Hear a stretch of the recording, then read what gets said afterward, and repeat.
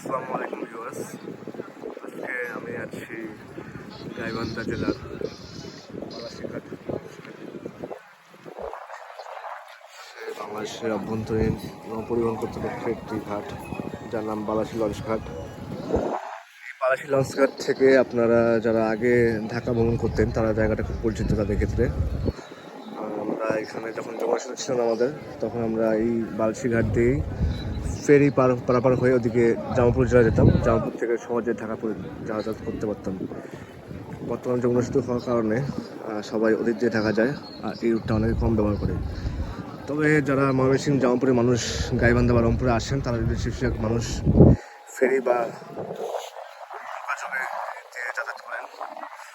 তো এখান থেকে দেখা যায় অবশ্য যে পাহাড়টা দেখতে পাচ্ছেন, এটি হচ্ছে জামালপুরের অভ্যন্তরীণ যে পাহাড়টি সেটি, এবং এই পাহাড়ের ওপাশে যে দেখা যাচ্ছে কিনা জানি না, জুম করলে হয়তো একটা বড় পাহাড় দেখা যাচ্ছে, ওটি হচ্ছে ভারতের মেঘালয়।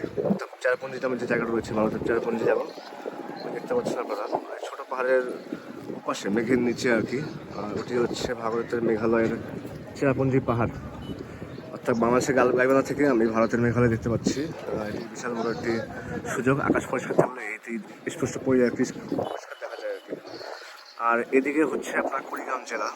এদিকে হচ্ছে কুড়িগ্রাম জেলা। এদিকে গেলে সুন্দরগঞ্জ, সুন্দরগঞ্জ থেকে চিলমারি থেকে কুড়িগ্রাম যাওয়া যায়। এই রুটটা খুবই সোজা রুট। অর্থাৎ এই 3-4 জেলা একসাথে মিলিত হয়। মাঝখানে রয়েছে ব্রহ্মপুত্র নদী, ব্রহ্মপুত্র নদী এর সামনে যে ইয়ে হয়েছে এটি যমুনা নদী।